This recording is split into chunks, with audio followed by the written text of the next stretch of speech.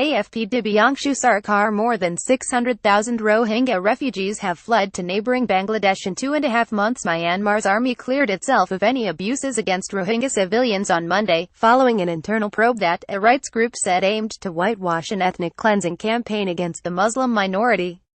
The findings were released ahead of Wednesday's visit by U.S. Secretary of State Rex Tillerson, who is expected to adopt a firm tone with the military over its treatment of the Rohingya, more than 600,000 of whom have fled to neighbouring Bangladesh in 2.5 months.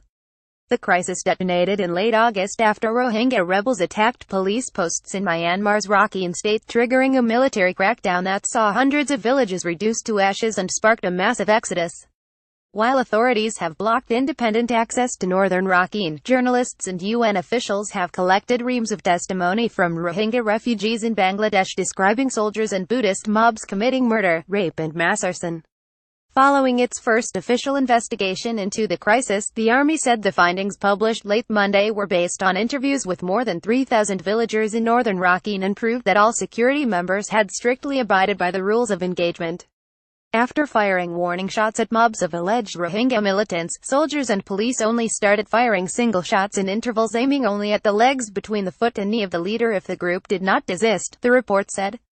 In total, 13 security officers and 376 Rohingya terrorists were killed in clashes over a 12-week period starting on August 25, it said. The report also denied allegations that soldiers had raped women, set fire to villages or pillaged homes. They did not threaten, bully and drive out the villagers, it said, blaming Rohingya militants for arson attacks. The only lapse on the military's part pertained to weaknesses in management and intelligence gathering that allowed the rebel raids to take place, the probe said. The report will do little to appease the UN and rights groups that have documented evidence of a systematic army campaign to expel the maligned Muslim minority. Rights watchdog Amnesty International slammed the probe as an attempt to whitewash crimes against humanity.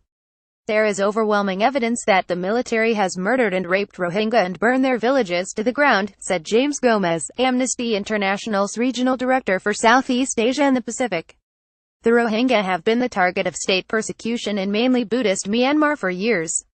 Nobel laureate Aung San Suu Kyi, a former democracy activist who came to power in free elections in 2015, has been lambasted by rights groups for failing to speak up for the Rohingya or condemn festering anti-Muslim sentiment in the country. But she lacks control over the military. Washington has been careful not to place blame on her and focus instead on the army's role in the conflict.